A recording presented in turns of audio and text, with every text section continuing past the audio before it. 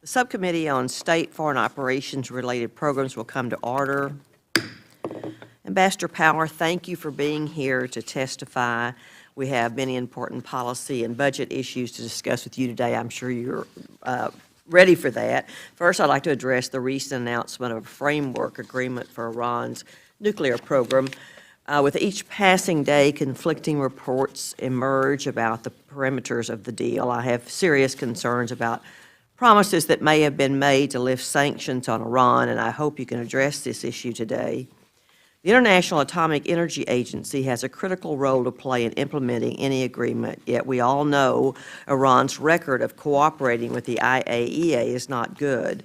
I hope you can help the committee understand why we should have confidence that Iran will live up to its commitments this time and allow IAEA the access required.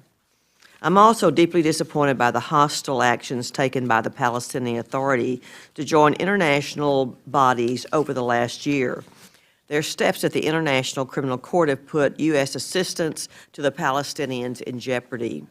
I'm also very concerned about recent statements from administration officials that suggest the United States is reevaluating its approach to the peace process, and reports that the U.S. may support a UN Security Council resolution laying out conditions and establishing deadlines.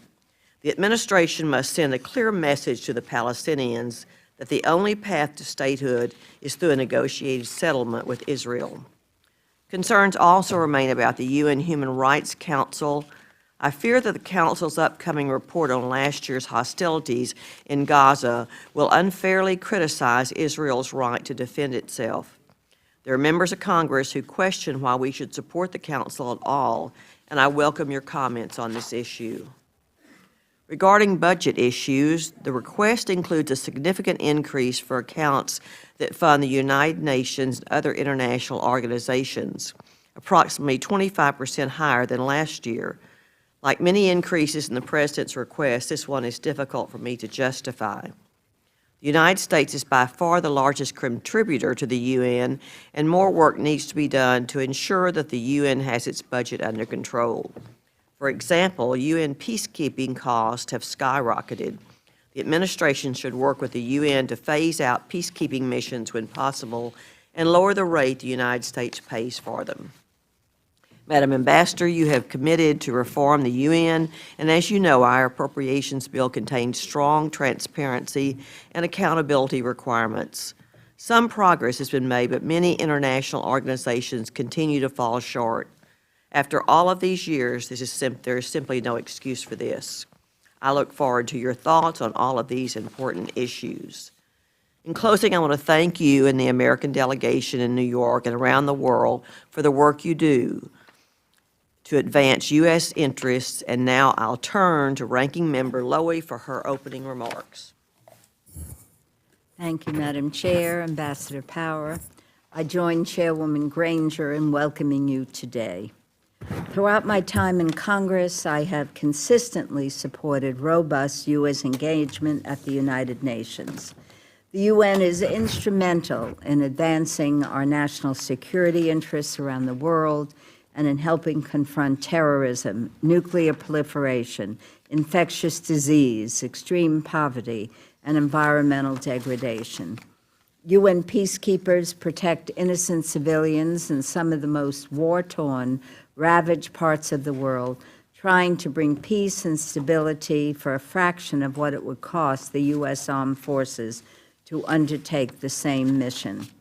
Organizations like UNICEF, the World Food Program, UN Women, UN Population Fund help reduce poverty, protect children, feed the hungry, promote women's political and economic empowerment, and improve health standards for millions around the world. While the benefits are not always obvious to the casual observer, the UN delivers real results for every American tax dollar we contribute. The United States cannot be the world's policeman, and as I've said before, no one nation can or should address today's global challenges alone. That is why we must continue to work together with the world community, using every tool at our disposal. Unilateral action should be the last option, not the first. Those who view the UN negatively or advocate for reducing its resources undermine the UN's effectiveness and limit our ability to influence international decisions. Simply put, we cannot expect the UN to perform if we starve it of the resources it requires or if we regard our treaty obligations as optional. However, like any organization, the UN is not perfect. I am particularly concerned about its actions with regard to the Israeli-Palestinian conflict and comments by the Obama administration suggesting a reevaluation of our long-standing policy of defending Israel at the UN. Indeed, it was your predecessor, Ambassador Rice, who said, when vetoing a resolution on settlement activity, it is the Israelis and the Palestinians' conflict, and even the best-intentioned outsiders cannot resolve it for them. Supporting or remaining agnostic on a UN resolution would violate the letter and spirit of the Oslo Accords signed in 1993, which endorsed the seminal construct of land for peace through direct negotiations, however prolonged, intense, or seemingly intractable they may be. Such a stance at the UN would also reward Palestinian intransigence and ignore history. Madam Ambassador, I hope you will unequivocally assure the members of this subcommittee that the administration will do everything in its power to stand firmly with our ally Israel in opposing counterproductive and reckless UN proposals. Turning to Iran, in addition to ensuring the strictest inspections and monitoring of any facility, one of the most critical components of any deal will be the timing of any proposed sanction relief and our ability to immediately reimpose sanctions should Iran violate any part of the agreement. Given Iran's history of deception, I'd like to hear from you that the core of UN sanctions will remain in place until Iran has taken major nuclear-related steps that demonstrate their sincerity.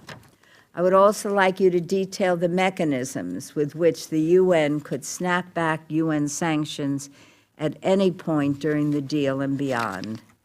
Lastly, I hope you will also update the subcommittee on the UN's conflict resolution efforts, such as ending the devastating warfare in South Sudan, countering violent extremism across the continent, which is all the more critical given the barbaric massacre of Garissa University students in Kenya earlier this month. With unprecedented levels of human suffering and humanitarian needs around the world, I thank you for your leadership, your commitment and passion, and for all you do to represent American values abroad. I look forward to your testimony. Ambassador Power, please proceed with your opening remarks. I would encourage you to summarize your remarks so we'll have enough time for questions and answers.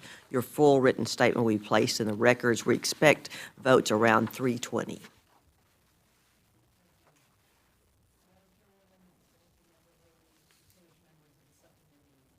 Thank you so much for the invitation to testify today, and thank you for the rigor that you all bring in ensuring that America's contributions to the United Nations are used to maximum effect in advancing our interests and our values in the world. As this committee knows, and as both of your opening statements testify to, we are living in a time of daunting and seemingly perpetual global crises. In the year since I last testified before this committee, a deadly epidemic exploded in West Africa, threatening tens or even hundreds of thousands of lives. A monstrous terrorist group seized large parts of Syria and Iraq, broadcasting beheadings and mass executions on YouTube. And Russia trained, armed, and sent soldiers to fight alongside separatists in eastern Ukraine, among too many crises to count. These are the kinds of threats for which the United Nations was created, yet they have exposed profound weaknesses and vulnerabilities in the international system. We've seen a global health system led by the WHO that, despite multiple warnings from credible sources, including our CDC, was slow to respond to the Ebola epidemic's growing momentum. We have seen Russia and China, through their cynical veto of an ICC referral resolution at the UN Security Council, block a step toward holding accountable a regime that has tortured, starved, gassed, and barrel-bombed its own people. Representing our nation at the UN, I have to confront these vulnerabilities every day. But the central point I want to make to this committee is that even taking into account these weaknesses, America needs the United Nations to address today's global challenges. The United States has the most powerful set of tools in history to advance our interests, and we will always lead on the world stage. But we are more effective when we ensure that others shoulder their fair share, and when we marshal multilateral support to meet our objectives. Let me quickly outline 4 ways we are doing that at the UN. First, we are rallying multilateral coalitions to address transnational threats. Consider Iran. In addition to working with Congress to put in place unprecedented U.S. sanctions on the Iranian government, in 2010, the Obama administration galvanized the UN Security Council to authorize one of the toughest sanctions regimes in the history of the organization. This combination of unilateral and multilateral pressure was crucial to bringing Iran to the negotiating table and ultimately to helping reach a framework that effectively cuts off every pathway for the regime to develop a nuclear weapon. It is not only on Iran where we've used the UN to catalyze action on issues where the international community has proven unable or unwilling to respond. Last September, as people were dying outside of hospitals in West Africa that had no beds left to treat the exploding number of Ebola patients, we chaired the first ever emergency meeting of the UN Security Council on a global health issue, pressing countries to deploy doctors and nurses, build clinics and testing labs, and fill other gaps that ultimately helped bend the outbreak's exponentially rising curve. Of course, America did not just rally others to step up, we led by example, deploying more than 3,500 U.S. civilian and military personnel to Liberia, where we helped bring the number of new infections down to 0 last month. Second, we're reforming UN peacekeeping to meet the challenges of 21st century conflicts. There are more than 100,000 uniformed police and soldiers deployed in the UN's 16 peacekeeping missions, a higher number than at any time in history. They have more complex responsibilities than ever before. And the United States has an abiding strategic interest in resolving the conflicts where peacekeepers serve, which can quickly cause regional instability and attract extremist groups, as we have seen in Mali. Yet while we've seen peacekeepers serve with bravery and professionalism in some of the world's most dangerous conflicts, as in the Force Intervention Brigade's success in neutralizing some of the rebel groups in the Democratic Republic of Congo, we have also seen chronic problems, too often including the failure to protect civilians. We are working relentlessly to address these shortfalls. To give just one example, we are persuading more advanced militaries to step up and contribute soldiers and police to UN peacekeeping. That was the aim of a summit that Vice President Biden convened at the UN last September, where countries like Colombia, Sweden, and Indonesia announced new troop commitments. And it is the message I took directly to European leaders last month when I made the case in Brussels that peacekeeping is a critical way for European militaries to do their fair share in protecting our common security interests. This coming September, President Obama will convene another summit of world leaders to build on this momentum and help catalyze a new wave of commitments. Third, we are fighting to end bias and discrimination within the UN, an issue both of you have raised. Last year, in keeping with a commitment I made in my confirmation hearing, I told this committee, quote, "The United States will stand with Israel. We will defend it, and we will challenge every instance of unfair treatment throughout the United Nations," end quote. We have lived up to that commitment, from mounting a full-court diplomatic press to help secure Israel's permanent membership into 2 UN groups from which it had long and unjustly been excluded, to consistently and firmly opposing one-sided actions in international bodies. And we will continue to live up to that commitment. In December, when a deeply unbalanced draft resolution on the Israel-Palestinian conflict was hastily put before the Security Council, the United States successfully rallied a coalition to join us in voting against it, ensuring that the resolution failed to achieve the 9 votes of Security Council members required for adoption. Fourth, we are working to ensure that the UN lives up to its obligation to promote human rights and affirm human dignity. as we did by pressing for the Security Council to hold its first ever meeting on the human rights situation in North Korea.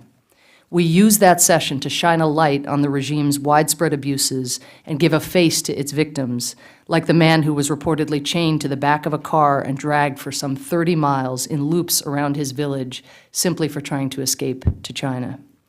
In closing, let me stress, it is with confidence that we are doing everything within our power to make the UN more fiscally responsible, more accountable, and more nimble. Since the 2008-2009 fiscal year, we have actually reduced the cost per peacekeeper by 18%, and we are constantly looking for ways to right-size missions in response to conditions on the ground, as we will do this year through drawdowns in Côte d'Ivoire, Haiti, and Liberia, among other missions. When we mobilize the UN and its member states to tackle global threats, we are doing more than just advancing our interests. We are enabling protection on UN bases for more than 112,000 displaced people in South Sudan who fled after security forces went house to house, killing people based on their ethnicity. We are rallying the UN General Assembly to uphold the universal values that America holds dear, as when we convened, and the UN General Assembly convened, its first ever meeting on anti-Semitism in January, where more than 50 countries condemned anti-Semitism's alarming rise and pledged to take steps to stop it. And we are not only helping prevent a generation of children in West Africa from being wiped out by a deadly epidemic, but also making it safe for them to return to their classrooms, as happened just yesterday in Sierra Leone, where schools reopened for the first time in over 9 months. These are the stakes. This is the reason we will continue to work tirelessly to make the UN more efficient and more effective. And this is why we are so grateful for this committee's support, as well as for its efforts to hold the UN to the standards that America's security and the great crises of our time demand. Thank you, and I look forward to your questions. I'll have this first question. Madam Ambassador, one area of the reported nuclear deal with Iran that's troubling to me is the removal of all UN resolutions regarding Iran's nuclear program. The Department of State's fact sheet on the perimeters of the agreement states all past UN Security Council resolutions on Iran nuclear issues will be lifted simultaneous with the completion by Iran of nuclear related actions addressing all key concerns. The lifting of all UN Security Council resolutions related to Iran's nuclear program strikes me as quite a concession. I have questions such as, what is the rationale for the immediate removal of such resolutions? Can you clarify the timing of the removal of sanctions? Exactly what obligations must Iran meet under the agreement? Does the promise to remove UN resolutions include the UN Security Council resolution that covers a sale and/or transfer of conventional arms and ballistic missiles technology? If so, how can we credibly assure our allies in the region that their deep concerns about Iran's nuclear program, as well as Iran's aggression in the region, have not been dismissed? Thank you, Madam Chairwoman. There's a lot there, so let me try to take a number of those issues in turn. First, let me stress a point I made in my opening statement, which is how central the UN Security Council has been to reinforcing what this body and the executive have done in putting pressure on Iran that brought them to the negotiating table. I do want to distinguish that the sanctions definitely are responsible for the kind of economic pressure that Iran faces that has caused them to make a very large number of concessions that many would not have expected. However, those sanctions did not succeed, as you know, in dismantling Iran's nuclear program. Indeed, before the Joint Plan of Action, the estimates on Iran's breakout time were 2 to 3 months, and we're looking at 19,000 centrifuges and so forth that will have to be now dialed back as part of this agreement. So again, the multilateral effects are very real, and they are why we are in a position, we think, to peacefully and verifiably ensure that Iran's nuclear program is for peaceful purposes only. With regard to your question, I think the most important point to stress is that Iran has to take a whole series of nuclear-related actions actions at Iraq, action at Fordo, action at Natanz, actions, again, to greatly reduce the number of centrifuges down to from 19,000 to some 6,000, the kilograms of enriched uranium, the quality of that uranium. All of those steps have to be taken before anything is done in New York and before any additional sanctions relief is provided.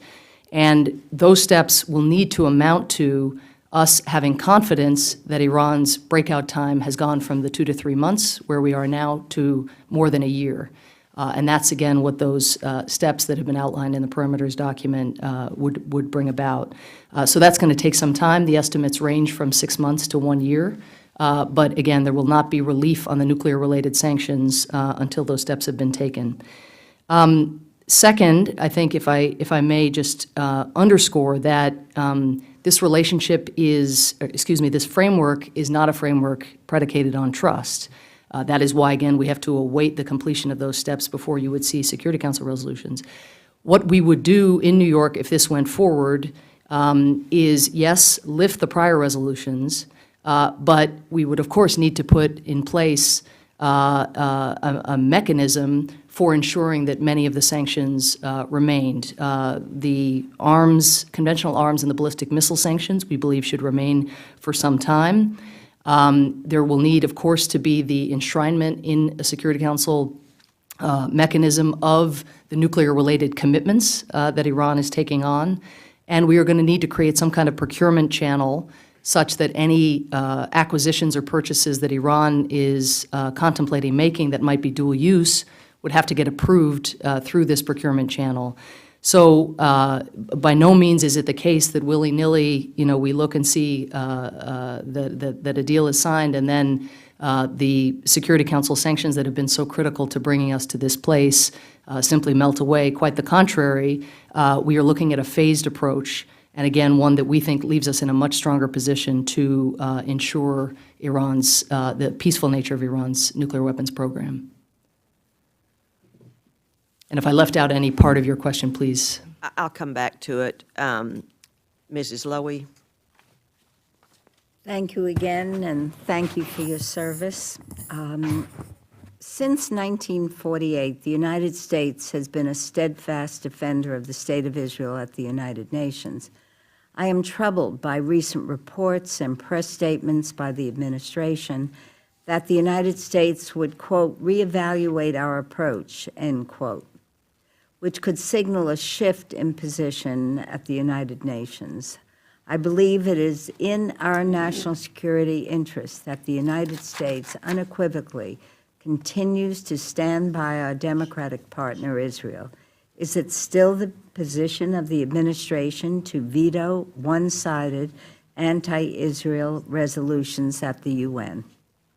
Thank you, Congresswoman. I have worked tirelessly, Ambassador Rice has worked tirelessly, our predecessors in this job have worked tirelessly to defend Israel's legitimacy and its security at the United Nations, and we will absolutely continue to do that. When there was a discussion about reevaluation, I want to be very, very clear that there was no contemplation and will never be a contemplation of reevaluating our deep security and deep partnership and friendship relationship with the State of Israel. As you know well, the military, the security, the intelligence ties are as deep as ever. We have just in the same period that there have been some comments made in the public, have achieved things working with the State of Israel in the United Nations that many would not have thought possible, such as something I mentioned in my opening statement, which is the first ever General Assembly session dedicated to combating anti-Semitism, which occurred in January. So too, of course, we just last fall opposed 18 UN General Assembly biased and one-sided resolutions against Israel. And indeed, in December, as you know, not only did I vote no on a hastily produced one-sided resolution, but also I and Secretary Kerry and the President were able to mobilize a coalition to join us. So we will, again, continue to work extremely closely with Israel in New York. As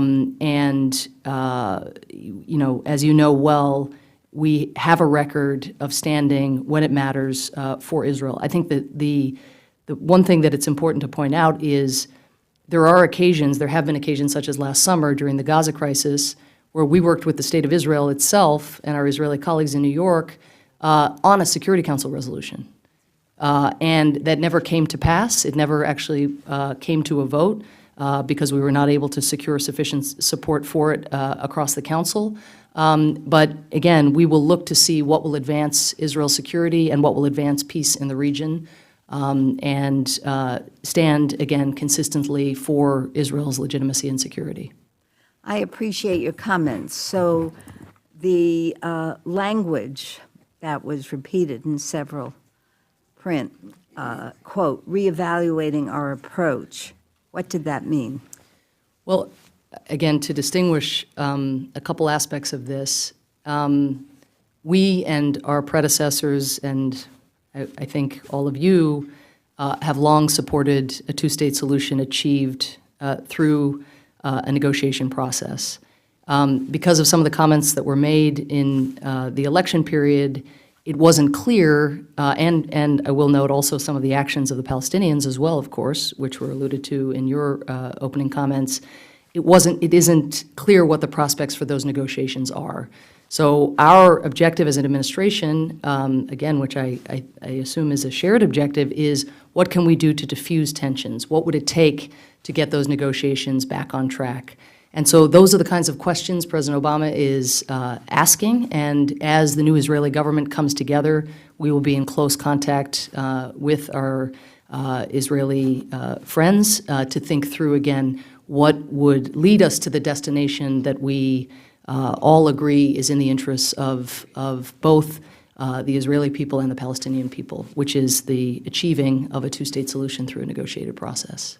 I appreciate those comments. Certainly, as long as I've been in Congress, I have been hopeful that there would be a two-state solution negotiated through a negotiation process.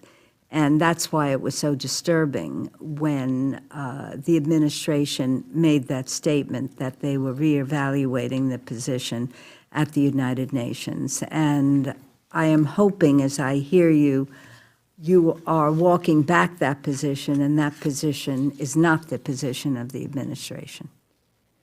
What I'm saying is that we are looking at how we can support what we have long supported, which is efforts to secure a two-state solution. And in order for a two-state solution to come into existence, the parties will have to reach agreement with one another, absolutely.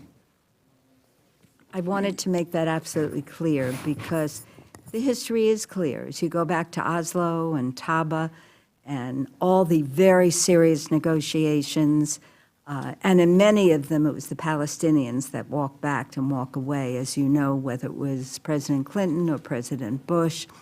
And so I do hope that in our lifetime, we can see a negotiated two-state solution that is negotiated with both parties, and we could see peace in the region of the world.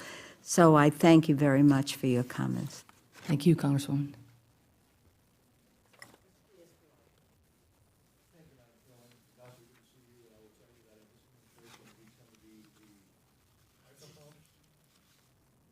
Thank you very much.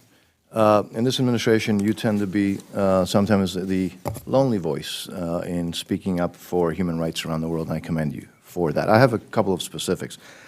Last week in the Summit of the Americas in Panama, a group of Cuban pro-democracy activists as well as a number of American citizens were attacked by, among others, the head of the Cuban intelligence in Venezuela, Colonel Alexis Frutos Whedon. By the way, after the attacks, the U.S. citizens were the ones detained. I have a picture here, Madam Chairwoman, of this colonel attacking an American citizen. By the way, there are multiple videos that show that it was not a fight, it was an actual attack. It has been shown already and expressed by the press. So this is the head of the Cuban intel in Venezuela attacking a U.S. citizen. This picture is of two individuals. The one with the two black eyes is an American named Gus Monge. The other woman is a woman from the Damas de Blanco, the ladies in white. named Leticia Ramos. They were among the attacked. And again, here we have a picture of the Americans and the Cubans that were accompanying them, who were the ones who were detained for being attacked. Here's my specific question.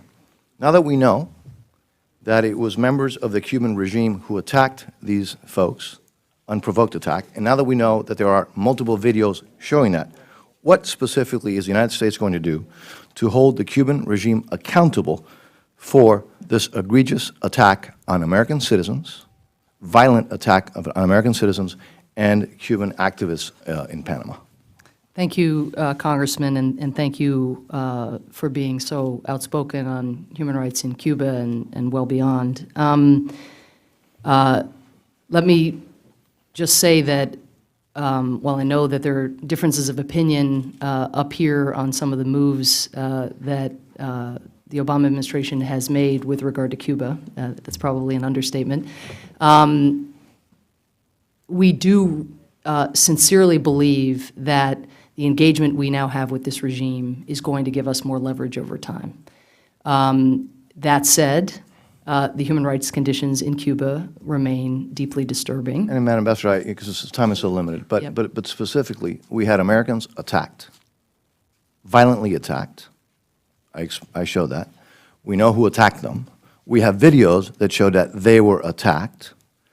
What specifically is the United States going to do to hold accountable those in the Cuban regime who attacked U.S. citizens? Speaking of leverage, now suppose Yes. we have more leverage. All right, what specifically are we going to do? What are we doing to hold those folks who attacked Americans? I don't remember, I'm sure it happens, but it's rare when Americans are attacked by folks from another embassy. Yeah. Where we have videos. What are we going to do to hold them accountable? What are we doing? Well, first of all, I would welcome the facts that you have, which I don't have the details that you have. I did myself issue a statement, as I believe did the State Department, on the attack when it occurred. Although And we can again, usually count without- on you doing that, so Somewhat, well- and I'm grateful for that. But I think, again, we now have channels in which these issues get raised. We're in a process of normalization, right? We're not going from 0 to 60 overnight. We're in constant dialogue with you. We're in constant dialogue with Cuban civil society. So again, as this process moves forward, it is our job to show those individuals who exercise their peaceful rights that we have their backs, that we will defend them, and that we will raise incidents like this again through every channel that we now have with the Cuban authorities. I will have to take back the question on this please, specific Ambassador. incident on the basis of the details that Please, you've offered. Ambassador, very briefly in the 30 seconds that I have, in July, a ship sending illicit arms to North Korea was captured, was intercepted in Panama. You have been very vocal on that.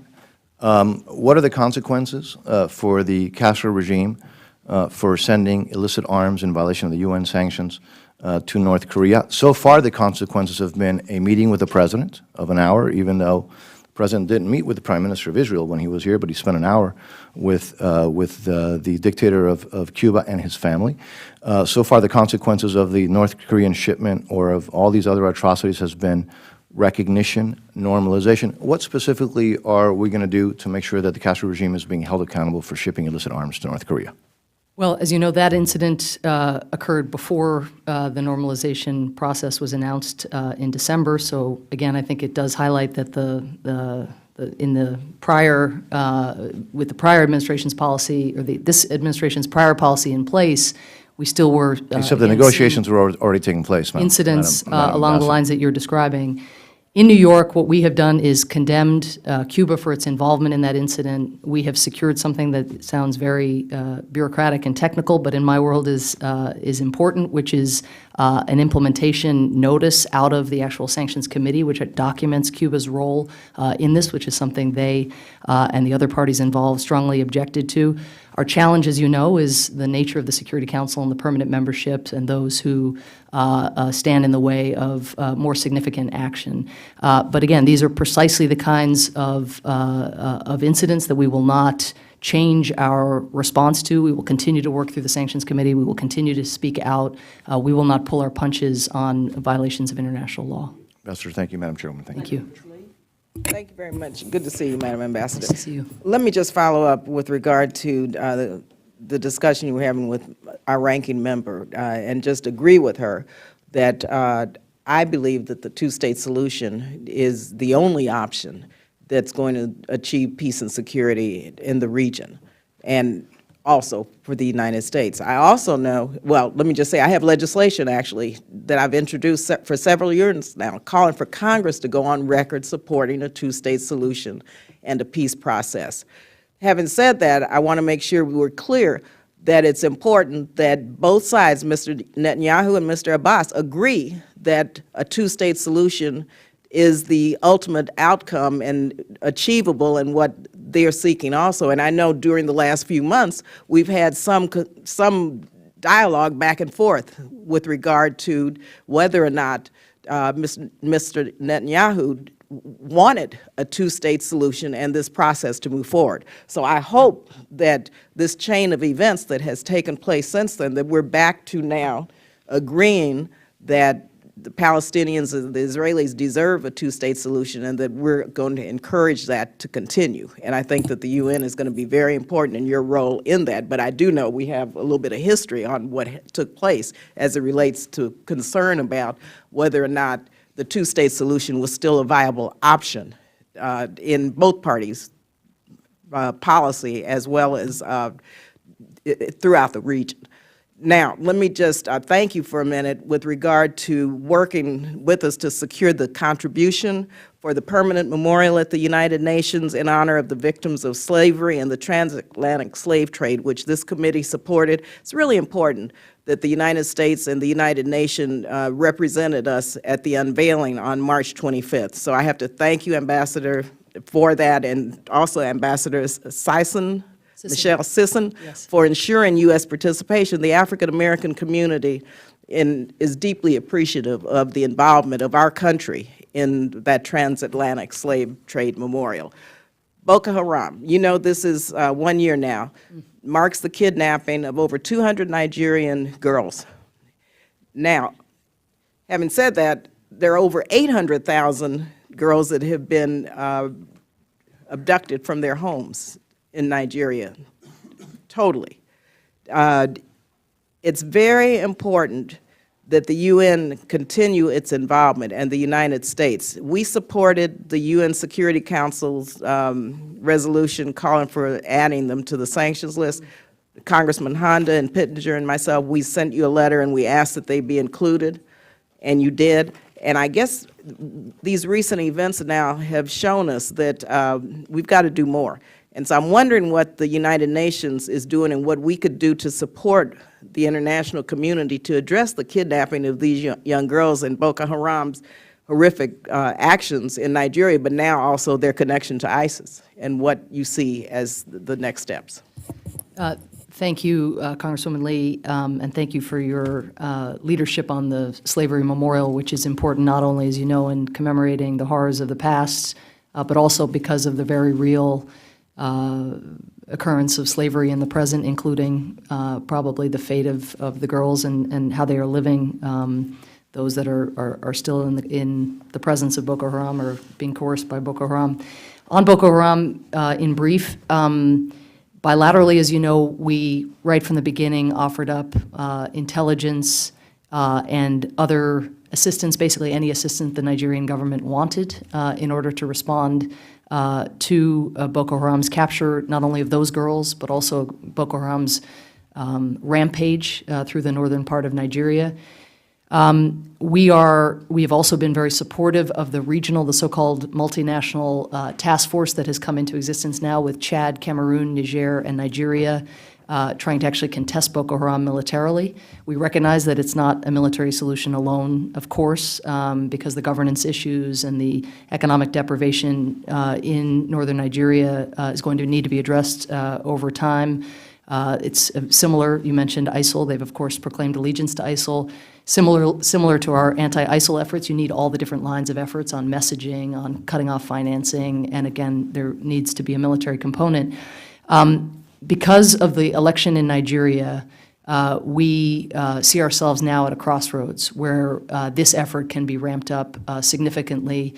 The president-elect Buhari has committed himself He made this a campaign issue, and we are hopeful that with Nigeria determined to tackle, again, the underlying issues in the north, but most specifically to find out where the girls are, not just the 200, but what could be many more than that, and not just girls, but of course boys who are pulled out of classrooms and shot in the head just for wanting to learn, Boko Haram meaning education is forbidden. But with Nigeria at the core, willing to help resource this with our support bilaterally and for the force itself, and with our, again, continued messaging that it needs to be military, but also a whole set of other steps to be taken, that we can move into a new phase. Just recently, in the tail end of the election season in Nigeria, Nigeria began to step up its involvement in the north, and Boko Haram is on its heels far more than it has been. But until they are eliminated entirely, no boy, girl, or citizen in that part of Nigeria, or now into Chad and Cameroon and Niger, is safe. Thank you. Thank you, Madam Chair. Thank you, Ambassador. And I want to say personally, I appreciate your work in the past with issues dealing with Northern Ireland. As somebody who worked for Seamus Mallon back in the old days for the SDLP, it's much appreciated. I have a couple. I just wanted to follow up with something that Congressman Diaz-Balart brought up, and you talked about the normalization process. One of the things, as somebody from South Florida, that you come to know, whether you go to school at the University of Miami or just through your constituents, is one of the big issues that I think that is important for any normalization process. And I wanted to get your take on whether or not you think it's part of it. That I hear are the constituents that came from Cuba that have property claims that felt like when they left they would be returning in short order and weren't able to because of the Castro regime seizing their property. Part of the normalization process, in my mind, I think would help go a lot easier, and I don't know if this is part of it, but I'm just curious, is property claims, land, homes, businesses, going to be part of any negotiation for normalization for Cuban exiles in Florida who are still alive and believe that once the Castro regime would fall, that they would be able to reclaim that property? Thank you, Congressman. Let me say that we are now at the very early stage of a normalization process. And so the dialogues that we have begun are dialogues on, whether or not we can establish diplomatic relations, dialogues incumbent, necessary in order to establish diplomatic relations, to reopen embassies perhaps. And we've started substantive dialogues in talking about issues like trafficking in persons, which we were just discussing, communications, telecommunications, information exchanges, et cetera. But we absolutely believe that these channels need to be used to push issues that are of concern, of course, to American citizens, to people living in this country. That includes human rights, which we spoke briefly about. It includes property claims and property efforts at property restitution. There are issues of U.S. fugitives who are present in Cuba that we can't ever forget about and need to work through a law enforcement dialogue. So again, we're at an early stage, but nobody is losing sight, again, of the needs and the demands of American citizens. I know one of the arguments is like, well, we do certain business with China and other countries that are communist in nature, but I think that what is lost in the whole dialogue is that we have constituents in our state, in our districts, that come to us and ask us and beg us, and Mario obviously is much closer to this than I am, but it's so much more real than just doing business with countries like China, and trying to compare those two things is just wrong. One of my other questions that I had, deals with, it's kind of a political question, but I'm just curious, when you come to an end of a second term of a president and the policies that are in place under the Obama administration, the administration in which you serve, how is your job affected by the policy positions that this president takes, whether it's regard to Iran, Russia, what have you, and the other people that you deal with? knowing that whoever the next president's going to be, whether it's Hillary Clinton or somebody on the Republican side, might do things differently.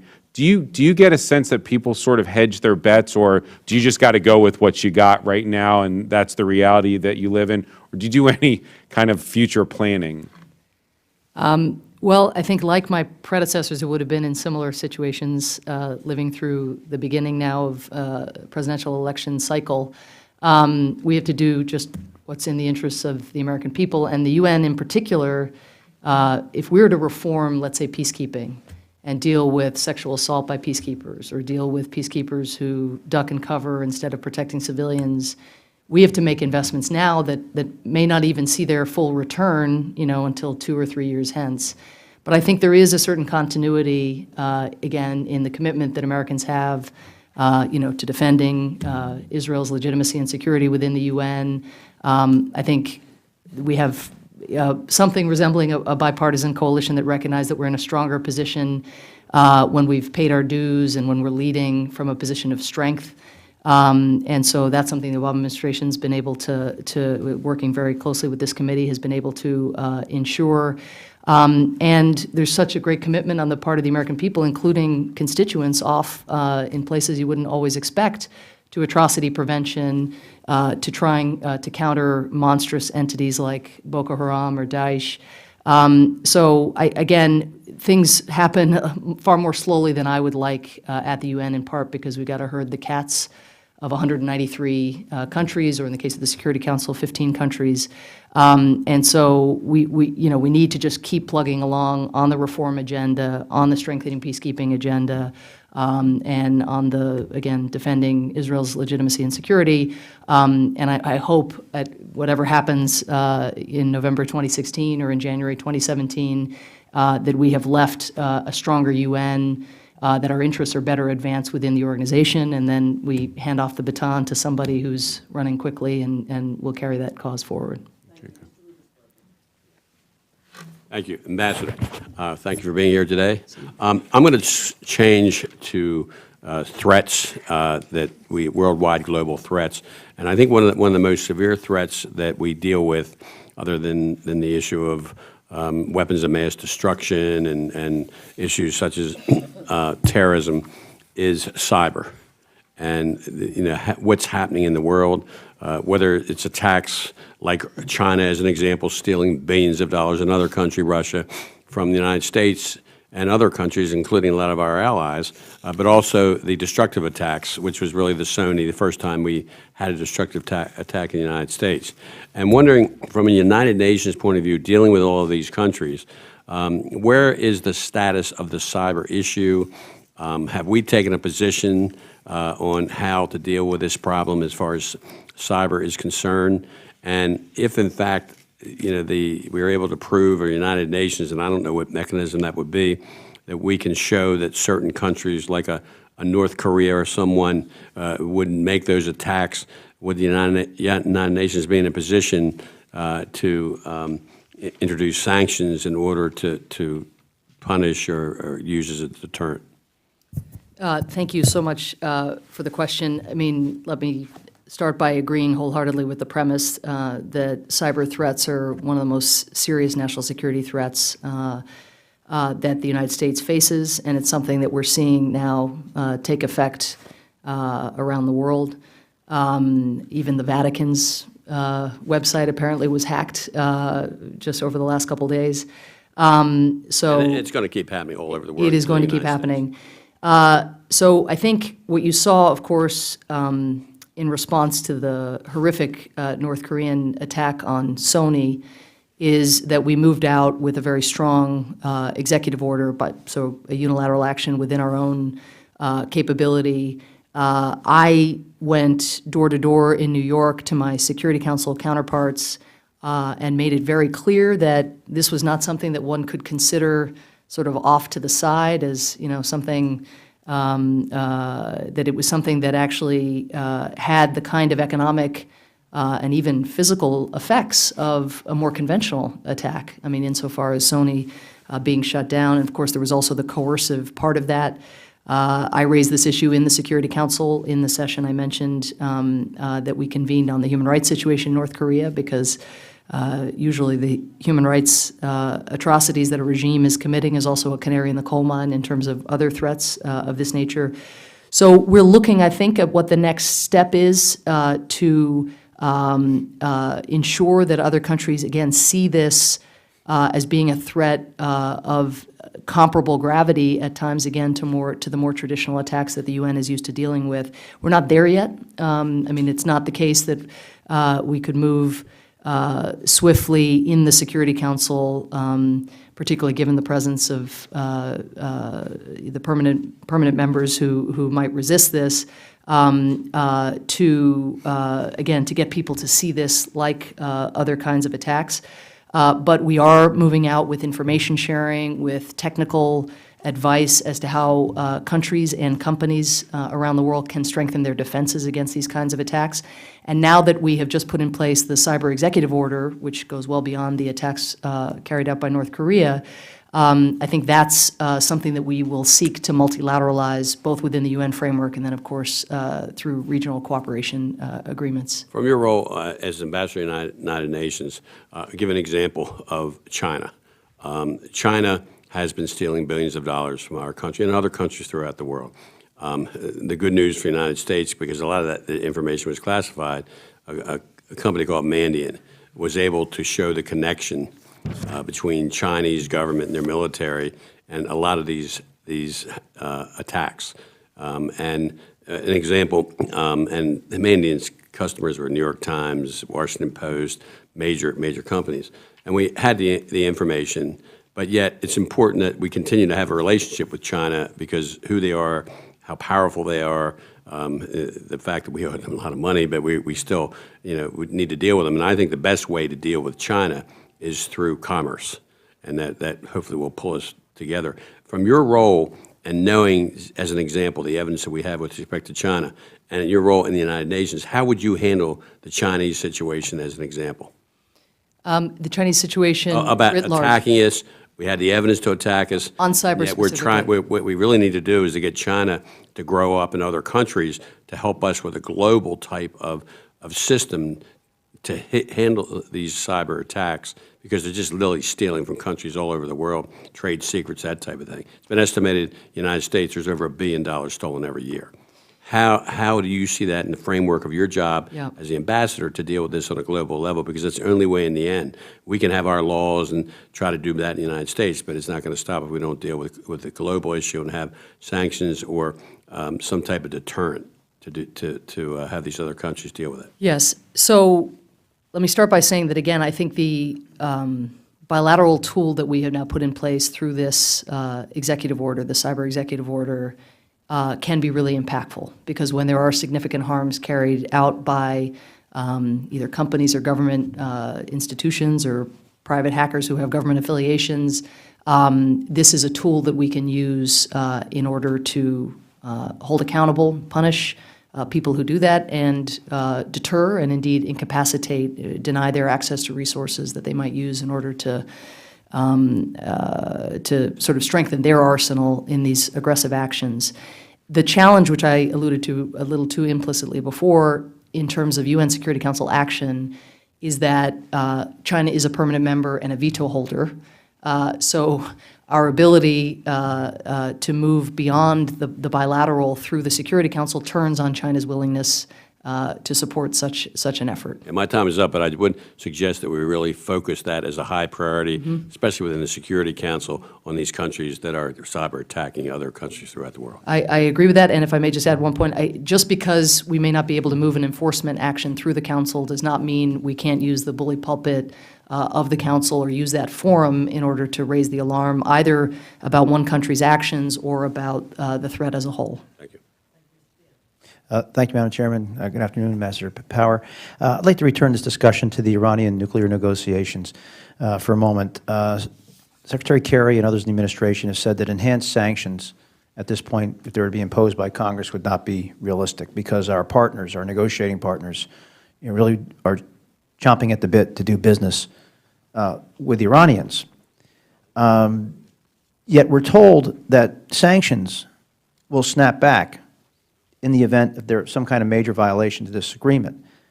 Now, it seems to me like that is wildly unrealistic. How could we expect sanctions to snap back at a time when we know it seems that the Russians right now are lifting their sanctions by selling these anti-aircraft missile systems to the Iranians, which would basically prevent the United States or other nations from enforcing a nuclear agreement if the Iranians were to have violated it. So I guess the question is, do you think it is realistic that sanctions would snap back in the event of a serious violation given the Russians and the UN? I mean, I can't imagine they would support us on this. It's an excellent question. It actually gives me an occasion to respond to one of Congresswoman Granger's questions or issues she raised in her opening statement. So let me try to take a clean shot at this. First, let me distinguish the two kinds of sanctions that we are talking about here and that have brought Iran to the negotiating table. The first are the very significant bilateral sanctions that we have brought to bear, including Congress's licensing and the executive's use of secondary sanctions against those countries doing business with Iran. Those are extremely important, and they were reinforced and amplified by one of the toughest multilateral sanctions regimes in history, which was achieved over the course of several resolutions up in New York.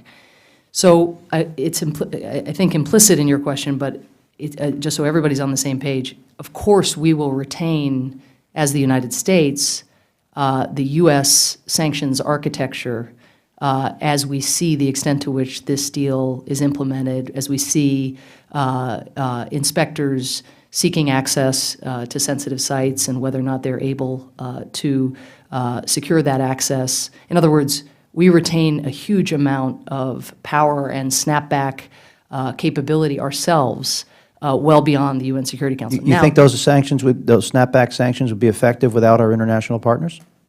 Well, particularly because we have the ability to put in place secondary sanctions, I do think and because so much of the world's business occurs in U.S. dollars and because so many companies want access to U.S. markets, I do. But I think your question on the second layer, which is the UN Security Council, is still very important, and I want to assure you that we are going to secure an arrangement to allow for snapback in New York that does not require Russian or Chinese support. So, in other words, we are not looking at a situation where in order to snap back, we would have to do a separate new resolution along the lines of what we did in 2010, because we recognize that today's Russia, frankly, is a different Russia than that in 2010, and we want to retain this authority and this capability within, again, within our own power. So if you're saying to me that snapback sanctions on our part would be effective, and given Ayatollah Khomeini's recent comments that about the framework, which are completely contradictory to what we are saying publicly, why would not enhanced sanctions, if we were to impose them now congressionally, why would they not have an impact, but snapback sanctions would? That's where I'm having a big disconnect, that if we passed enhanced sanctions by Congress, we were told this is unrealistic, it won't work, our partners won't support us, we'll be isolated, we'll be on our own. Yet at the same time, if the Russians and the Chinese won't participate in the snapback sanctions, our sanctions or enhanced sanctions will somehow be effective. I don't understand. Okay, well, I feel like I'm hearing two different. Very clear answer to that. Yeah. Right now, Iran is in compliance with the JPOA. The IAEA has, where people have expressed, including earlier, a lot of skepticism about the IAEA's ability to verify. It has been granted the access it needed to verify. In the one instance, it raised an issue with Iran of concern. Iran addressed that issue. So you're looking at a JPOA that has been respected, and thus the idea of imposing sanctions at this point would seem very much at odds with the recent track record. To distinguish that then from the scenario that we were talking about earlier, which is a snapback scenario, which is when Iran is in violation of any future comprehensive agreement, and that violation would be clear by virtue of the fact that either IAEA gets the access it needs, reports that Iran is carrying out the nuclear-related steps that it has pledged to I carry. These see- are very different scenarios. I see my time has expired. The only thing I just want to conclude with is it just seems to me that our Russian partners seem to be sitting on the other side of the table right now, given what I just learned about what they're selling to the Iranians now.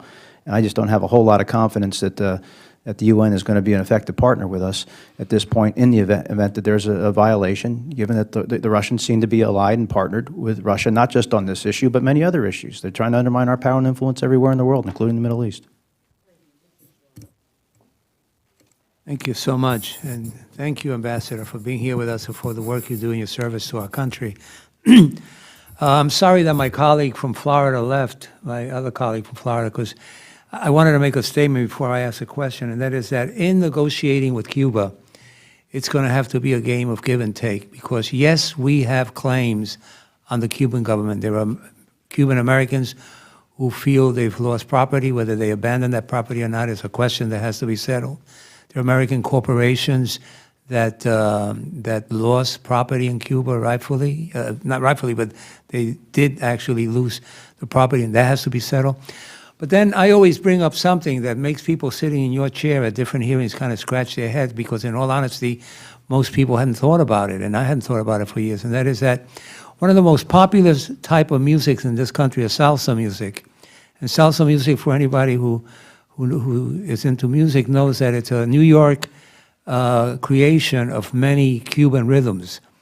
And for years, what we've been dancing to and listening in salsa was compositions and arrangements that belonged to Cubans in Cuba, who may no longer be alive, but whose relatives are alive, and not a penny was ever paid in royalties to them.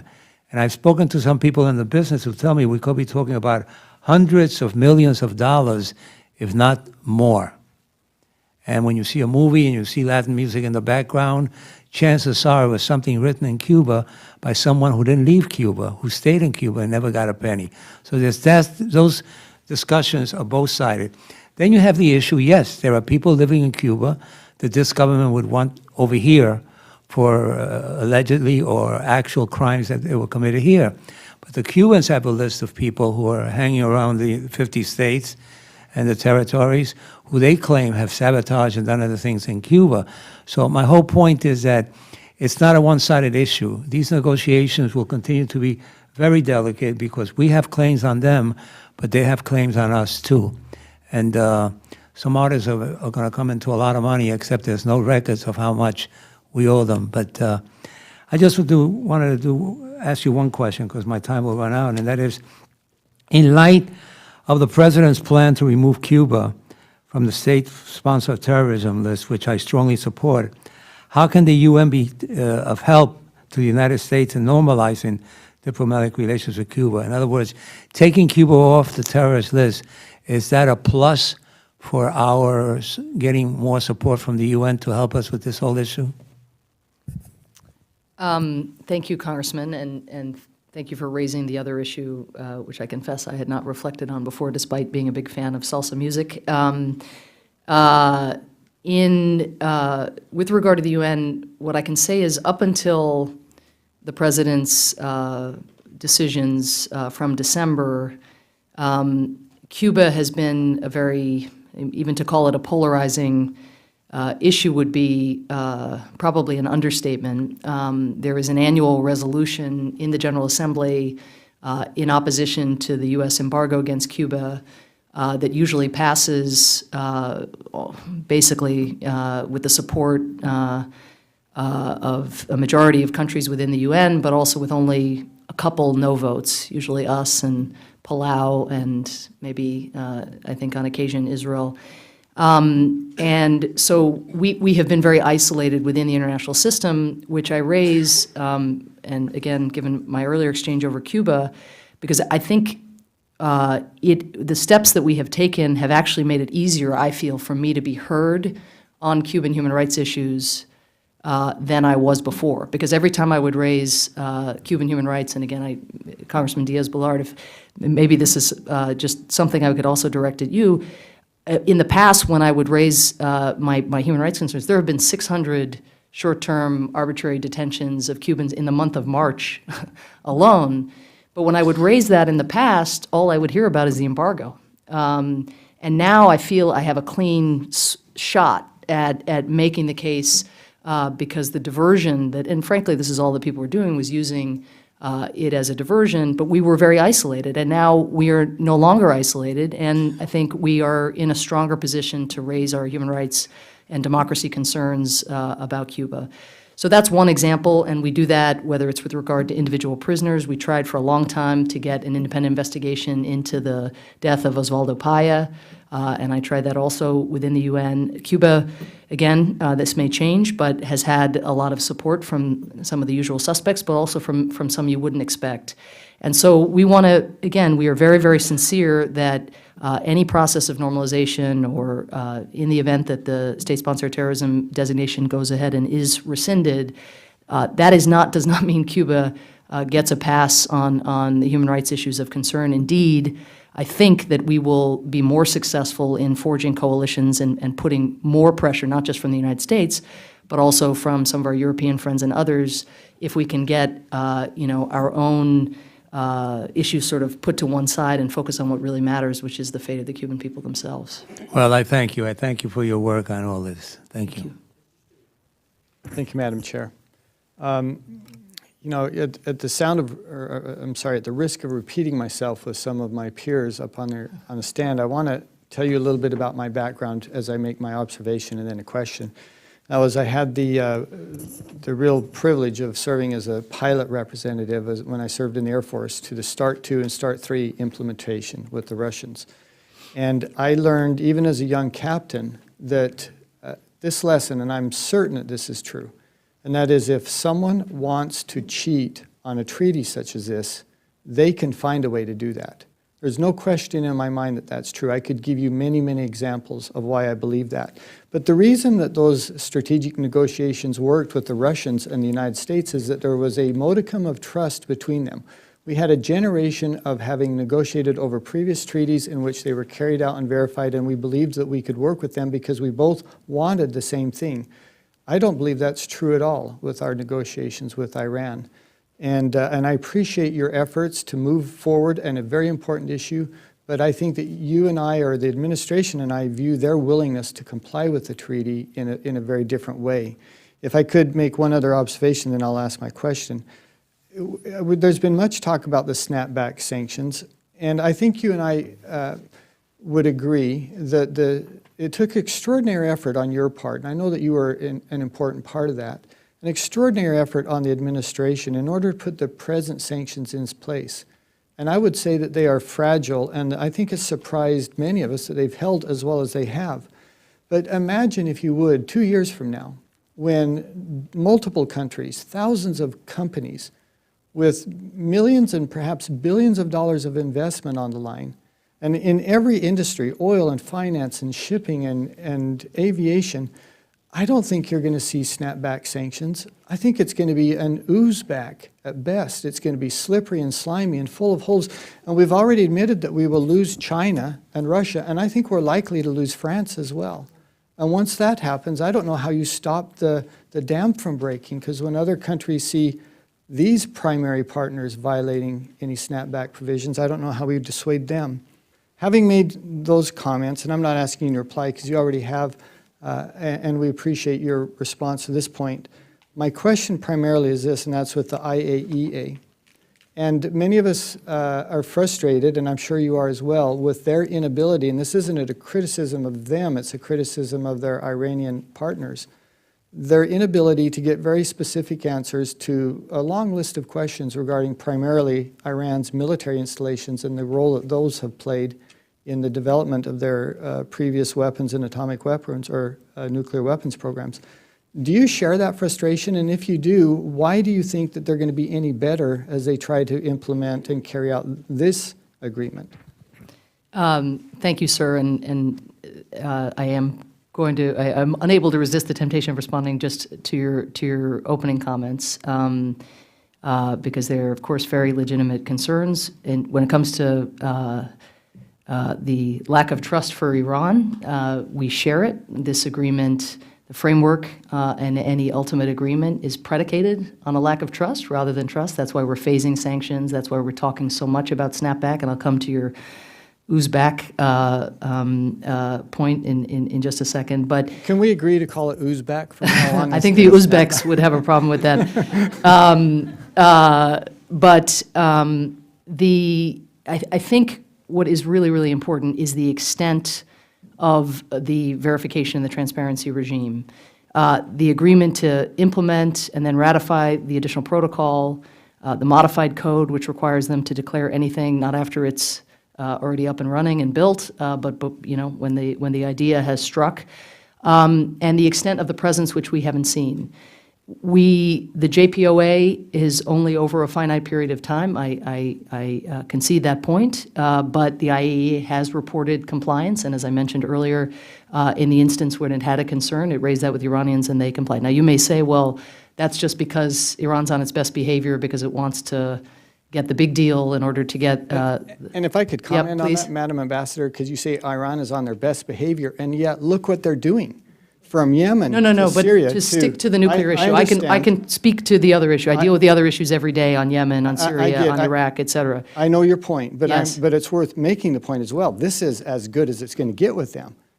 This is I'm speaking very narrowly about the nuclear issue. Yeah, I don't think I there's been understand. any improvement in Iran's behavior on the host of other issues that you've mentioned and that we all work on in cooperation with one another most days. But the fact that every part of the nuclear supply chain is going to be monitored by the IAEA, the fact that we will have in the declared sites, the ones we all know about, state-of-the-art technology, electronic seals, daily access, et cetera. But coming back to the nuclear supply chain, because that's the issue where the covert concerns get raised, they would, as you know, have to have an entire covert nuclear supply chain. So not just uranium mines that nobody's ever heard of, uranium mills nobody's ever heard of, storage facilities nobody's ever heard of. That takes a lot of work and a whole lot of subterfuge. And we retain the ability that we have demonstrated, we and our Israeli friends and others have, to also have our own independent ways of judging what's going on the ground. So we will also see quickly whether or not the IAEA is getting the access that it seeks. And we will have a means of resolving any standoff in that regard that will go in favor of the IAEA. And so we will come to a point at which they're either in violation or they're not. On PMD, just to say that that is one of the issues, along with the changes that need to be made at Iraq and Fordow and Natanz, those questions will need to be answered in the first phase before any relief is forthcoming. And my time is well expired. Any further relief is forthcoming. Thank you. And if I could just conclude reemphasizing what I think both of us have explored here, that if they want to cheat, they can find a way to cheat. Despite all of the details you've enamored here, they still could find a way to cheat. And the IAEA is very frustrated because they haven't answered your questions, provided information. I'm deeply concerned that that will be the case 2 years from now as well. But they could, the same argument applies, as you know, right now with all of the sanctions in place, the same argument about whether they're able to cheat. The difference is we'll have more inspectors on the ground and more of an ability to catch them. Right now, they're at a 2 to 3 month breakout time. The difference is they'll be at a 1 year breakout time, which is in the U.S. interest. I'd happy to buy you a beer and continue. at Okay, another time. Thank you. Thank you, Madam Chair. Ambassador, welcome. Good to see you. Thank you. I'm going to mix things up a little bit and ask you something not related to Cuba, Iran, or Israel, because I have a sense, even though I just arrived, that that was pretty well covered before I got here. Just a hunch. I want to ask you a couple of questions that are near and dear to, I know, both mine, Congresswoman Lee, Congresswoman Lowy, and Ms. Granger, and that is the way that women are treated and the potential for exploitation and what we're doing about it in UN peacekeeping missions and in UN-funded operations. But I also want to ask you about the notion of training women peacekeepers. I mean, we know that the challenge in having more women peacekeepers at the UN is that there are not a lot of women in military and police roles. So as a result, there's a very small pipeline.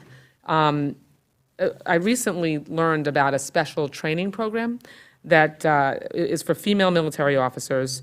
It was a first of its kind initiative, UN Women in India.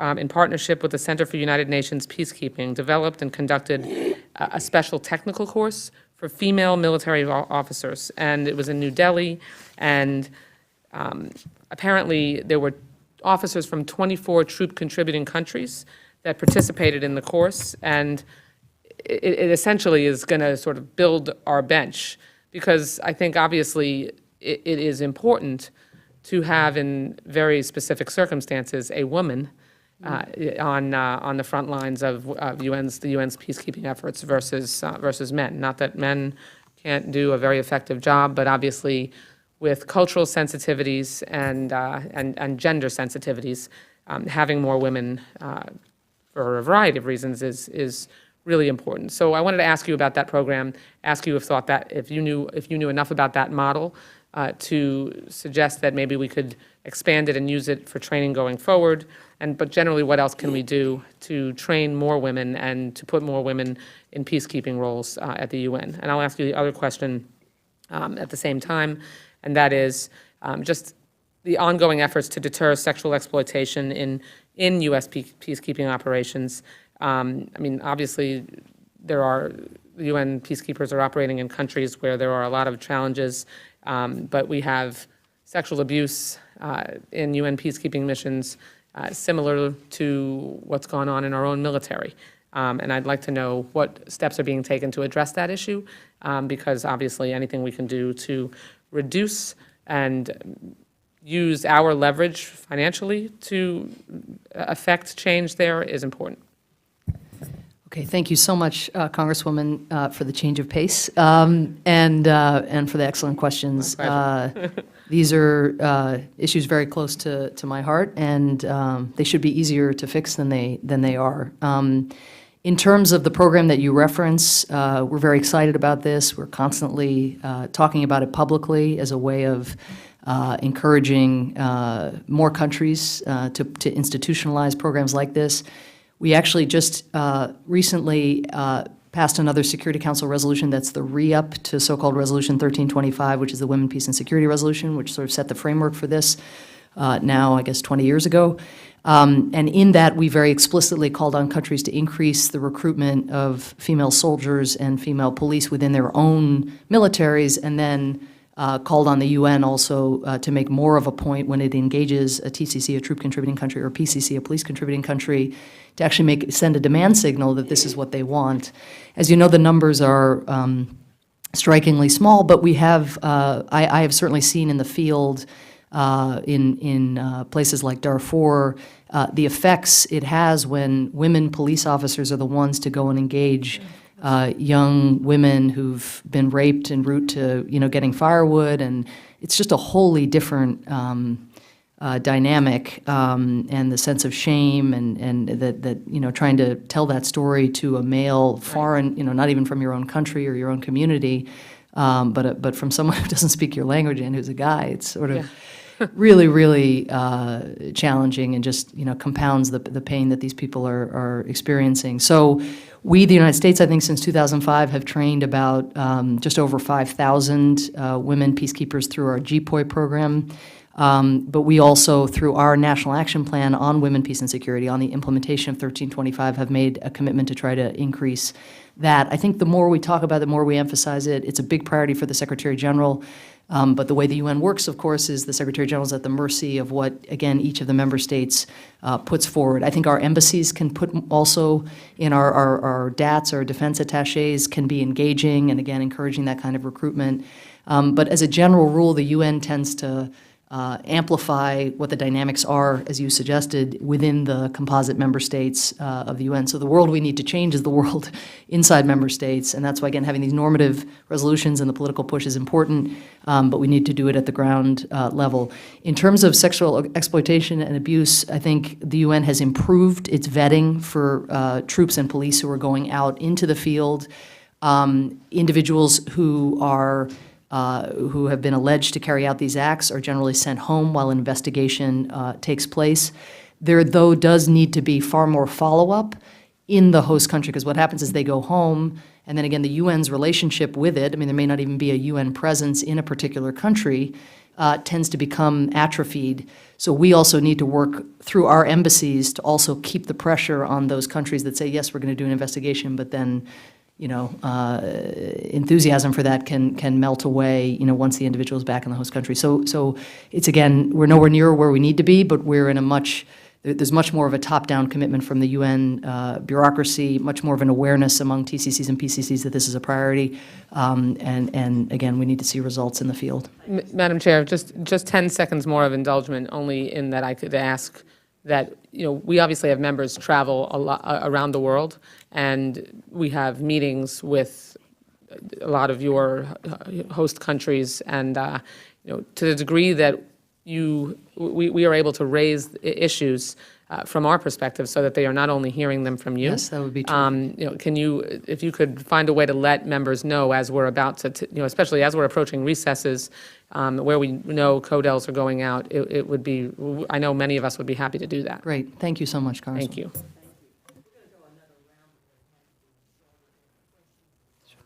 Will do.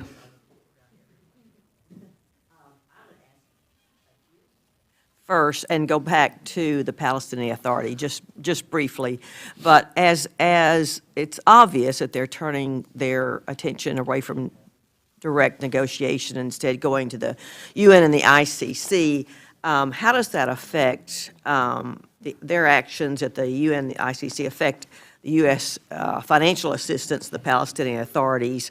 I see that another $440 million request for the authority in the FY16 budget request. I would ask that. I'd also ask you in that same vein, if you expect the Palestinians to file formal charges against Israel in the ICC. What are you doing to try to discourage this? And if it's true that the ICC has already begun preliminary investigation into Israel's activities, how is the U.S. opposing the ICC's involvement? Thank you, Congresswoman. I'll try to be very succinct. There are a number of questions there. First, as you know, we did not believe that the Palestinians were eligible to become a party to the ICC. We have made clear privately, publicly, many, many times over that we oppose their decision to go to the ICC, that it would be counterproductive, further poison the atmosphere that we were trying to, as we were discussing earlier, improve and hopeful that the parties can improve so that the aspirations of the Palestinian people, can be advanced, which is not something that this ICC track is going to secure for them. A two-state solution will secure that for them. So on the funding question, we are reviewing our assistance.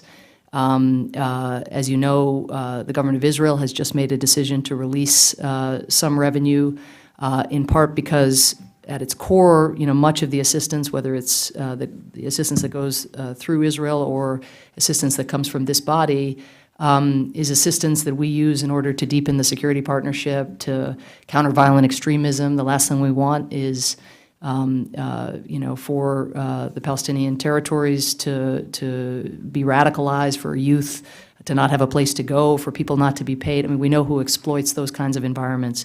So I think we're in close touch, and it's a day-to-day discussion about how we go forward on the assistance question. Finally, on the ICC's own relationship to this issue, the prosecutor has announced that she is undertaking a preliminary examination, so it's prior to the investigation stage. There are a lot of questions that she will need to sort through. Again, we believe that one of those questions should still center on the eligibility question, given that a two-state solution has not been secured between the two parties. And while we are not a party to the ICC, we again engage both the Palestinians to deter them from taking any further action.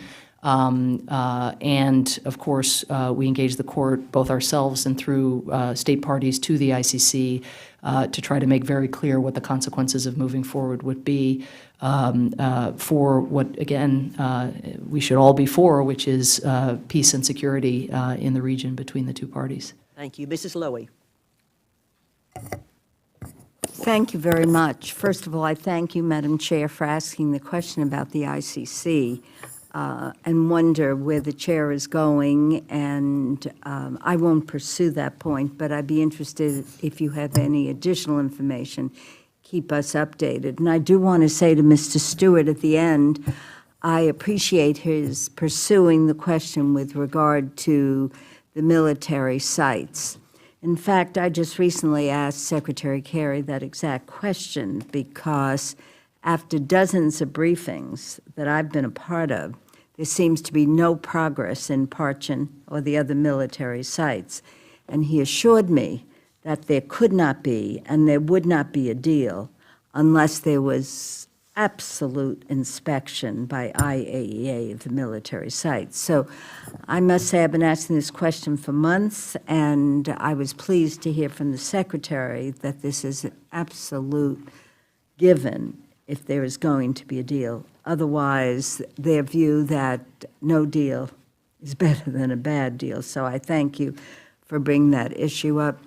I'd like to ask another question that we haven't touched base with. We have the whole world to deal with, but about Russia. What are they really up to? I thought their recent statement about selling anti-missile equipment was an interesting one to Iran. I've asked for a long time, what does Russia really want? On one hand, they're part of our alliance to try and get a deal with Iran. On the other hand, they continue to stir up problems not only in Ukraine, but in Syria, in Yemen, in Iraq. So I know that you and the Secretary have looked for various incentives that will bring Russia into step with the world community. And could we be on the verge of a new Cold War? Can you enlighten us as to your views as to Russia's intention in the world? Why does Russia, and we know they continue to support the Assad regime, to what extent is this driven by Russia's battle with terrorism in the Caucasus? Is Russia still profiting from arms sales to the Assad regime? I'd be interested to know your view of Russia's role in their region and in the world and in our future relationships. Thank you, Congresswoman. It's a question that, given Russia's role as a permanent member of the Security Council, I grapple with every day and see different manifestations of every day. First, it is really, really important, particularly today and this week, to point out that Russia's aggression in Ukraine has not ceased. There was a significant drop in violence, but now that situation has escalated, and it has escalated in large part because the separatists backed by Russia did not withdraw their heavy weapons as they were supposed to under the Minsk agreement from the front lines, because Russia maintained a presence, a regular army presence within eastern Ukraine, including command and control and training. The convoys that are not inspected by the international community, the OSCE or the ICRC, keep coming in. I think we're expecting the 24th such convoy that just moves across the border blatantly.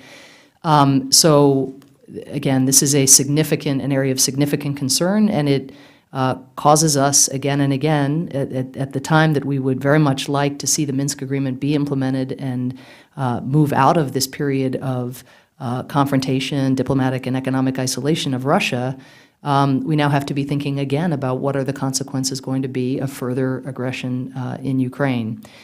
So you have that as the most egregious example of Russia's defiance of international norms.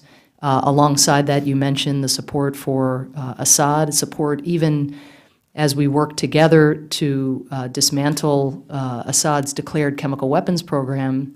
This is a regime that drops thousands of barrel bombs on civilian neighborhoods, uses chlorine against children and adults for that matter, And yet the Russian support for that government continues. And it's again, a huge problem, and it has really paralyzed the UN Security Council, where I sit every day, which is responsible for maintaining international peace and security, and cannot meet that responsibility because of Russian obstructionism. So you have all of that and the internal situation in terms of the human rights crisis that civil society and others are facing, anybody who speaks out, being vulnerable, independent media being cracked down upon. Of course, the recent assassination of a leading opposition figure, and just a really difficult situation for anybody who wants to express their views or assemble peacefully, et cetera, inside the country. And we, again, always make our views known on this, speak out, and make those concerns, again, known publicly and privately. So you have all of that on the one hand, but then, again, back to Congressman Stewart's, the exchange I had with him. On the other hand, you have the fact that they did stand with us through the P5+1 negotiations.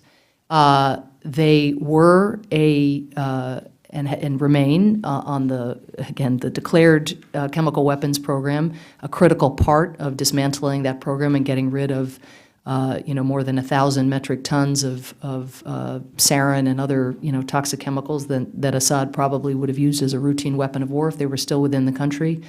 On ISIL, on the trying to stop the flow of foreign terrorist fighters, we have very, very useful technical discussions, and I think that is an area where cooperation needs to continue. Of course, Russia's definition of a terrorist and our definition of a terrorist, tend to be different. But on ISIL and on Al-Qaeda, again, that's something that we need to work on together. So we're entering into a period where we will cooperate on areas that are in our national security interests, and presumably that's the logic of their cooperation as well. And we will take measures as we need to when they defy international norms and commit aggression in their neighborhood or beyond. Thank you. Thank you. I'll say, before we go on, that in the past 5 weeks, I've been to Ukraine twice. Yes. And with bipartisan, very high-ranking delegations from Congress, and we sent a letter to the president. The president of Ukraine made a very impassioned plea for weapons for them to defend themselves. They're very, very concerned about what's going on there. Mr. Diaz-Balart. Thank you very much, Madam Chairwoman. By the way, before I say anything else, I do need to thank Ms. Shorthand. I always get your name, Jennifer, your name wrong. But during this crisis when the Americans were being attacked in Panama City, we contacted her. They put us in contact with the DCM in our embassy in Panama, and they were exceedingly responsive. I think it's important to note that, and so I'm very grateful for that, so thank you. Ambassador, you mentioned a number of issues with Russia, the Assad. I think that the concept that he was a reformer, that's been thrown out the window. You mentioned again the support for Assad, the Russian support for Assad. We've got the weapons to Iran. There's a million things that we could mention, and I'll forget many, and you'll forget many. Obviously, the invasion of the Ukraine, their continuing aggression in the Ukraine, their invasion, still have troops in Georgia. And I will tell you, the previous administration at first thought that Putin was a person that, he looked into his eyes and read his soul, and eventually President Bush realized and called him a very cold human being. Have we reset the reset? And I'm not saying this is a gotcha thing. Is there an understanding and I think from your words, I mean, you clearly understand that, but is there an understanding that treating and disregarding, which is what a reset, disregarding past abuses, and remember the reset was done right after the invasion of Georgia. Is there a different attitude now as to how we deal with the Russians, as opposed to kind of like, well, don't worry about it, we're okay, we're buddies? Is there a different understanding now of the true nature of a regime that I believe is a dictatorial, human rights abusing regime? Well, I think Russia has taken actions that have resulted in not only the attempted lopping off of part of a neighbor. But the attempted neutering and evisceration of the democratic progress that Russia had also made internally, and including throwing out USAID, which was a critical source of support for and a lifeline for some of the lawyers groups and independent journalists and anti-corruption crusaders within Russia. So the relationship, of course, is now one that takes on these issues. I mean, if back in 2009, if you had been told that by virtue of U.S. and European sanctions, the ruble would have depreciated the extent to which it has, economic growth would have shriveled. I mean, Russia was going in a very different direction. But I want to stress, this isn't, I mean, sanctions, just as with Iran, are not an end in themselves. We're not interested in sanctions that are hurting the Russian economy for the sake of sanctions. We're interested in Putin ending his aggression in Ukraine.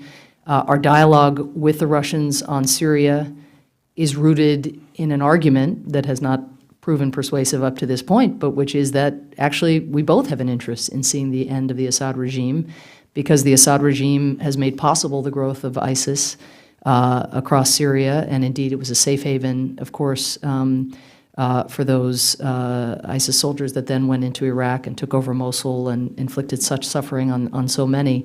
So we still believe that our shared interest in combating terrorism, in ensuring that chemical weapons are not used and they don't become a routine weapon of war anywhere, and that includes chlorine, should allow us, still notwithstanding the very significant deterioration in the way that we engage with them by virtue of sanctions and by virtue of their aggression in Ukraine, we still believe that there have to be areas of tactical cooperation that we maintain.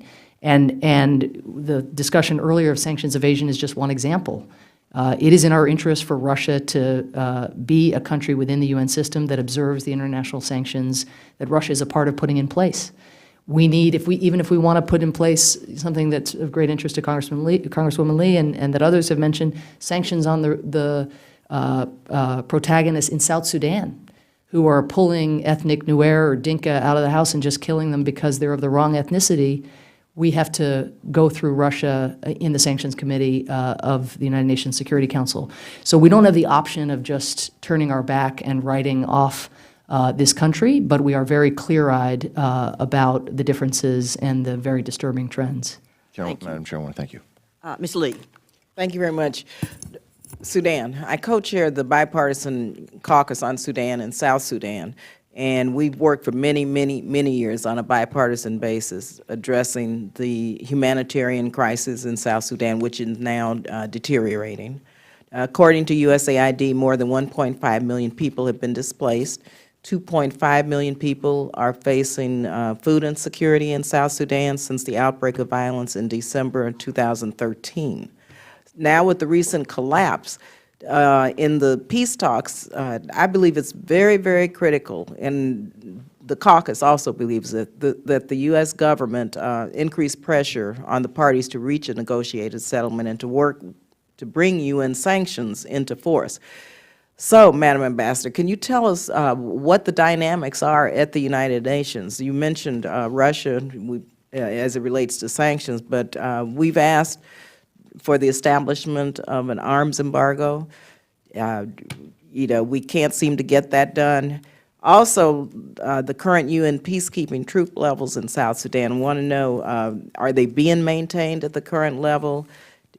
What do we need to know from this committee's vantage point that we need to do to make sure those peacekeeping forces are funded?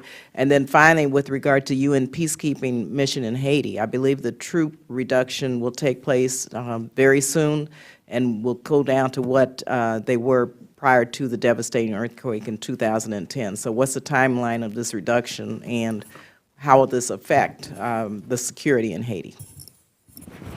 Thank you. And let me, if I could, just take this occasion, since we haven't had too much time to talk about our budget request, take advantage of the opening that you've given me to make a fervent appeal that the President's budget requests be fulfilled, in part because of, well, frankly, the whole host of issues we've discussed up to this point, but because I think what you see with the Haiti drawdown is that we are, and with the drawdown in Liberia that is now recommencing now that the Ebola crisis has abated, at least in Liberia. Nobody can be overconfident about that given its presence elsewhere in the neighbors. But you can count on us. We are looking at every mission and seeing where can we recalibrate, right-size.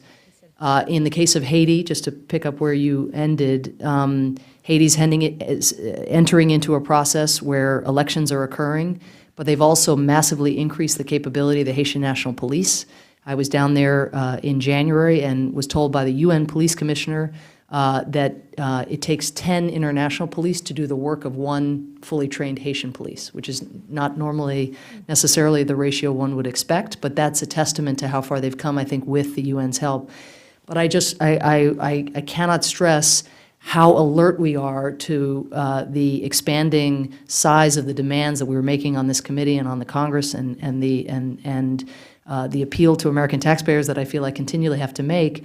But it is for these causes that are critical to our national security. And so if we can draw down in Haiti, right size, because we don't want to in any way squander the gains that have been made, if we can consolidate in Liberia and in Cote d'Ivoire, we have to increase in South Sudan. It's actually a modest infusion considering the scale of the threat. We have to fortify the mission in Mali because terrorists are now taking on peacekeepers, and even today we had another incident where there was a suicide attack at a UN base. It's a horrific situation.